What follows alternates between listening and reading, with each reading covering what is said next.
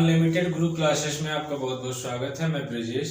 आज क्लास 10 के लिए हम लोग बहुपद, द्विघात बहुपद के बारे में चर्चा करने वाले हैं। द्विघात बहुपद क्या होता है इसके बारे में आप जानेंगे। तो आइए देखते हैं द्विघात बहुपद। द्विघात बहुपद का general formula ax² + bx + c होता है, और जहाँ पे कंडीशन होती है a की वैल्यू 0 नहीं होनी चाहिए। अगर a की वैल्यू 0 हो गई तो यह द्विघात बहुपद नहीं होगा। द्विघात बहुपद का सीधे सीधे मतलब है कि जो चर राशियां हैं उस पर मैक्सिमम पावर 2 ही होना चाहिए, और 2 के अलावा अगर कोई और पावर हो गई तो वो उतने घात का बहुपद हो जाएगा। तो यहाँ पे देखिए x की मैक्सिमम पावर 2 है, यहाँ पर x की मैक्सिमम पावर 1 है, तो सबसे मैक्सिमम पावर क्या होगा 2, इसलिए इसको द्विघात बहुपद करेंगे। अब जो है कि हम एक चीज बार बार आप किताब में देखेंगे, गुणांक। गुणांक क्या होता है?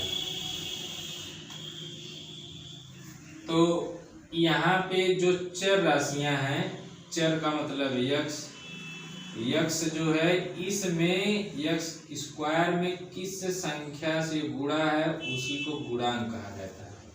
जैसे हम आपसे पूछें कि x² का गुणांक आप बताइए, तो x² में किससे मल्टीप्लाई है?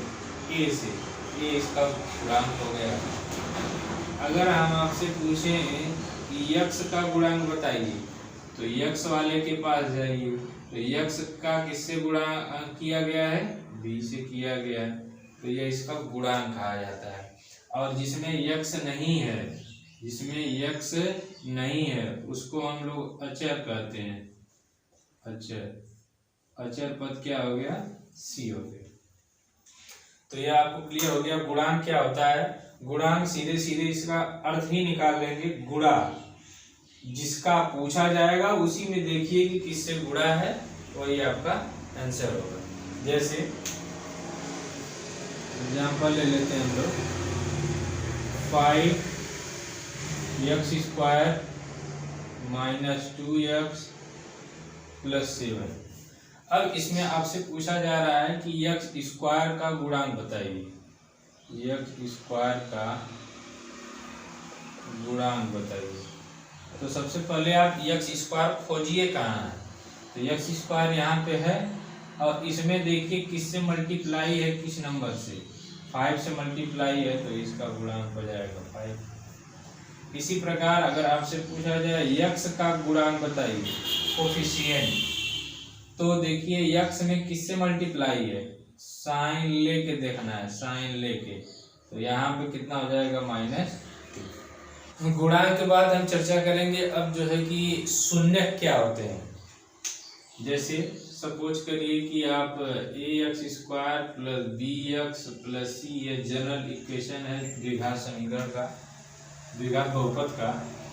तो शून्यक क्या होता है? मैक्सिमम पावर जो होगी x की, उतने ही उसके शून्यक होंगे। तो इस बहुपद में मैक्सिमम पावर x की 2 है, इसलिए इसके 2 बहुपद होंगे, जिसका नाम हम लोग रख देते हैं अल्फा और बीटा। अल्फा और बीटा। अब अल्फा और बीटा में संबंध भी निकाला जाता है कि एक बार इनका योग कर दिया जाए तो क्या होगा, और एक बार इनका गुणा कर दिया जाएगा तो क्या होगा। तो उसको देख लेते हैं। अगर मान लीजिए इन शून्य को, शून्य का मतलब ये है कि इन दोनों की वैल्यू x के स्थान पे रखने पर इसका मान 0 हो जाना चाहिए, इसलिए इसे शून्य कहा जाता है। और इंग्लिश में इसको रूट भी कहते हैं, रूट। हिंदी में इसको और मूल भी कह सकते हैं, मूल। तो 3 चीजों से यह पुकारा जा सकता है, एक शून्यक हो गया, मूल हो गया, इंग्लिश में रूट हो गया। सबकी मतलब एक ही है। इसका वैल्यू x के स्थान पे रखने पर अगर यह पूरी वैल्यू 0 हो जाती है तो उसी को हम लोग शून्यक कहेंगे। अच्छा, इसमें रिलेशन अब देख लेते हैं। अल्फा और बीटा 2 शून्यक हो गए इस बहुपद के, तो इन दोनों का योग अल्फा + बीटा, इन दोनों का योग -b/a, -b/a। 2 × 2 = 4, 4 × 2 = 8, 8 × 2 = 16। 16 × 2 = 24, 24 × 2 = 36, 36 × 2 = 120, 120 × 2 = 400, 400 × 2 = 800, 800 × 2 = 16। तो ये आपका यहाँ पे ध्यान से समझिएगा, योग जो है माइनस बी अपान ए, बी किसका गुणांक है, यक्स का गुणांक है। तो इसको इस तरह भी लिखा जा सकता है, माइनस साइन ऑलरेडी अपने से, यक्स का गुणांक, यक्स का गुणांक होल अपान ए है, ए किसका गुणांक है, यक्स स्क्वायर का गुणांक। तो इसको इस तरह भी लिख सकते हैं, यक्स स्क्वायर का गुणांक। ये फार्मूला बन गया आपका। अब चाहे ये वाला फार्मूला यूज करिए, चाहे ये वाला यूज करिए। कैसे, अगर दो रूट हैं या दो शून्य दिए गए हैं किसी बहुपद के, तो उनका योग अगर करेंगे तो यह माइनस बी अपान ए होगा। या इस तरह भी, जिसको यह नहीं समझ में आता तो यह देखिए, माइनस यक्स का गुणांक बटे यक्स स्क्वायर का गुणांक। यक्स का गुणांक कहाँ है, यक्स के पास जाइए, यक्स में किस संख्या से गुणा है यहाँ पे मान रख दीजिए। यक्स स्क्वायर का गुणांक क्या है, यक्स स्क्वायर के पास जाइए, इसमें देखिए किससे किस संख्या से गुणा है, वो यक्स स्क्वायर का गुणांक हो गया, मान रख दीजिए, अल्फा प्लस बीटा निकल जाएगा। इसी प्रकार इन दोनों का गुणा करते हैं, अल्फा इंटू बीटा करते हैं, अल्फा इंटू बीटा करते हैं तो इसका फार्मूला आ जाता है सी अपान ए, सी अपान ए। अब सी क्या है, सी वह टर्म है जिसमें यक्स नहीं आया है, कांस्टेंट टर्म है, यक्स इसमें नहीं है, वह सी होगा। और ए आप जान रखे हैं कि यक्स स्क्वायर का कोफिशिएंट ए होता है। अब इसको हिंदी में अगर हम लिख दें तो यहाँ पे हो जाएगा अचर पद, अचर पद बटे ए किसका गुणांक था, यक्स स्क्वायर का गुणांक था, यक्स स्क्वायर का गुणांक। यहाँ पे देखिए एक सवाल हम आपके लिए लिए हैं, 2x square plus 7x plus 3 करा, इसके शून्यक निकालिए। क्या निकालना है, शून्यक निकालिए और संबंध भी बताइए कि इनके बीच संबंध क्या होगा। तो शून्यक निकालने के लिए आप क्लास 9th में पढ़े हैं, इसका फैक्टर किया जाता है। फैक्टर कैसे होता है, ये जो अचर पद है और यहाँ एक्स स्क्वायर का जो कोफिशिएंट है, इसका आपस में मल्टीप्लाई होता है। मल्टीप्लाई करेंगे तो 3 और 2 का मल्टीप्लाई करेंगे तो कितना हो जाएगा, 3 दूनी 6 हो जाएगा। अब 6 को ऐसे दो भागों में तोड़ना है कि यहाँ पे अचर पद के बगल में अगर प्लस है तो जोड़ने पे 7 आए, अगर यहाँ पे माइनस रहेगा तो घटाने पे 7 आए। लेकिन यहाँ पर प्लस साइन दिया है तो इसका मतलब है इसको हम दो भागों में तोड़ेंगे तो और जोड़ने पे 7 आना चाहिए। तो अब क्या करेंगे, तो 6 को तोड़ेंगे तो 6 1 जा 6 होता है, दो भाग में टूट भी गया। और इसका जब प्लस करेंगे तो 6 1 कितना हो जाएगा, 7 हो जाएगा। अब इसको आगे हम कैसे करेंगे, 2x स्क्वायर प्लस 7 को अब क्या लिखेंगे, 6 प्लस 1 लिखेंगे, 6 प्लस 1 और इसमें मल्टीप्लाई किससे, यक्स से, और प्लस 3 हो जाएगा। अब यक्स का दोनों में मल्टीप्लाई कर देते हैं, 2x square plus 6x plus 1 का इसमें करेंगे यक्स प्लस 3। अब जो है कि इन दोनों में कॉमन लेंगे, इसमें और इसमें, पहले इन दोनों में कॉमन लेंगे तो 2x मिल जाएगा, आपको 2x मिल जाएगा। तो क्या बचने वाला है, x और प्लस, यहाँ 2 से इसमें भाग लगाएंगे तो 3 बच जाएगा और x निकल गया बाहर, प्लस इसमें देखिए कुछ जब कॉमन नहीं हो रहा है तो 1 कॉमन होता है, 1 कॉमन लेंगे तो यही वैल्यू आ जाएगी।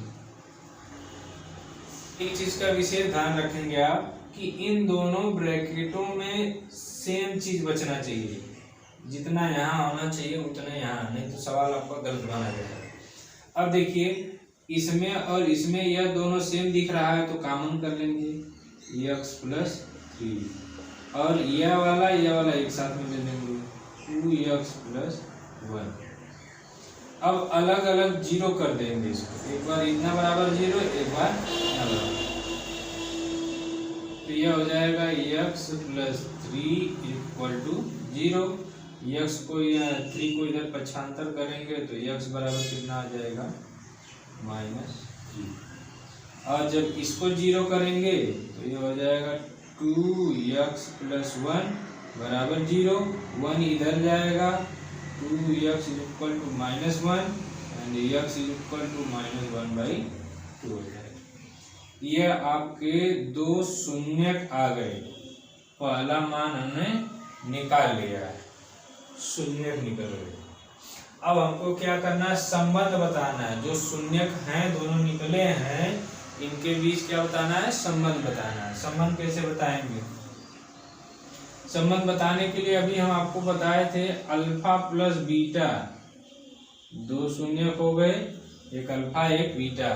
अल्फा प्लस बीटा में होता है -b/a, -b/a, माइनस अपने से लगाते हैं अपना साइन। b क्या होता है, b किसका गुणांक होता है, x का गुणांक होता है। तो x का गुणांक कितना है, +7 है, +7। तो यहाँ हो जाएगा आपका 7/a किसका गुणांक है, x² का गुणांक है, कितना है, 2 है। तो यहाँ पे हम 2 लिख देंगे। यह अल्फा और बीटा में संबंध निकल गया।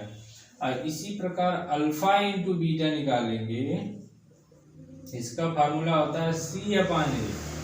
c क्या होता है, अचर पद। अचर पद का मतलब जिसमें x ना हो, x इसी में नहीं है, तो यह अचर पद हो गया 3। तो यह हो गया 3/a, a का मतलब 2। यह आपका संबंध आ गया। तो इस तरह का सवाल आपके एग्जाम में बन जाता है। x² प्लस 6x प्लस 8 कराए, इसका शून्यक ज्ञात कीजिए। शून्यक, केवल शून्यक निकालने के लिए कहा है। शून्यक कैसे निकालेंगे, हमने कहा कि इसका मल्टीप्लाई आगे वाले में करेंगे। अचर पद जो होगा जिसमें x नहीं होगा उसका मल्टीप्लाई यहाँ पे करेंगे। यहाँ पे तो कोई नंबर नहीं दिख रहा है आपको, जब नहीं दिख रहा है तो यहाँ पे 1 होता है। तो इसका जब मल्टीप्लाई करेंगे यहाँ पे तो 8 1 जा कितना हो जाएगा, 8 आ जाएगा। अब 8 को 2 पार्ट में आपको तोड़ना है। और कैसे तोड़ना है कि जोड़ने पे, यहाँ प्लस साइन लगा तो इसका मतलब जोड़ने पे आना चाहिए। जोड़ने पे कितना आना चाहिए, 6 आना चाहिए।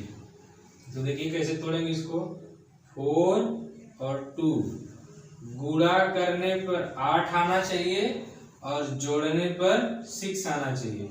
अगर गुणा करते हैं तो 4 दूना 8 आ जाएगा, अगर इसको जोड़ते हैं तो कितना आ जाएगा, 6 आ जाएगा। इसलिए हमारा ये बन गया। अब इसको कैसे हल करेंगे, x² प्लस 6 को क्या लिखे हैं हम, 4 + 2, 4 + 2 इंटू में x और प्लस 8। अब जो है x का मल्टीप्लाई कर देंगे, x² प्लस यह हो जाएगा 4x, यहाँ हो जाएगा 2x और यहाँ हो जाएगा 8। कॉमन कर लेते हैं, इसमें इसमें और इसमें इसमें, इसमें कॉमन हो जाता है आपका x कॉमन लेंगे तो आपका बच जाएगा x प्लस 4। और यहाँ पे जब कॉमन लेंगे तो 2 कॉमन मिल रहा है, 2 कॉमन मिलेगा, यहाँ केवल x बचेगा और यहाँ 2 से डिवाइड कर देंगे तो यहाँ पे कितना हो जाएगा, 4। इन दोनों ब्रैकेट में देखिए एकदम सेम बचा है। अब सेम बचा है तो एक तो कॉमन कर लेंगे, x प्लस 4 और दूसरा हो जाएगा x प्लस 2। ये फैक्टर हो गया। जब फैक्टर हो गया तो हमको शून्यक निकालना है, तो एक बार इतना बराबर 0 और फिर एक बार इतना बराबर 0। तो पहले इतना बराबर 0 कर लेते हैं, तो यह हो जाएगा x plus 4 is equal to 0। तो x इज इक्वल टू यह इधर जाएगा तो 4 हो जाएगा, एक यह शून्यक हो गया। दूसरा वाला x प्लस 2 है, x प्लस 2 बराबर 0, तो x बराबर कितना हो जाएगा, -2। यह आपके शून्यक निकल गए। अगर इसी में जो है कि आपको शून्यकों के बीच संबंध पूछता, अगर संबंध पूछता है वो शून्य के बीच, तो अल्फा प्लस बीटा बराबर होता है माइनस बी अपान ए। तो माइनस बी किसका गुणांक? यक्स का गुणांक कितना है? 6। और यक्स ए क्या है? यक्स स्क्वायर का गुणांक कुछ नहीं है तो 1 होगा। तब यहाँ हो जाएगा -6/1, या इसको लिख सकते हैं -6। आगे अल्फा इंटू बीटा निकालेंगे। अल्फा इंटू बीटा, इसका फार्मूला होता है C/A।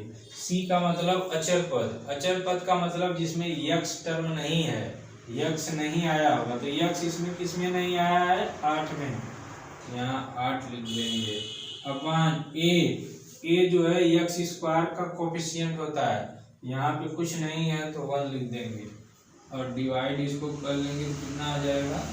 30 आ जाएगा। तो आप शून्य के निकालना जान गए और उसका बीच संबंध पता हो गया आपको कैसे निकालेंगे। इसके आगे वाला लेक्चर में हम आपको सिखाएंगे कि अगर आपके पास 2 शून्य दिए गए हैं तो द्विघात समीकरण कैसे बनाएंगे, द्विघात बहुपद आप कैसे बना सकते हैं।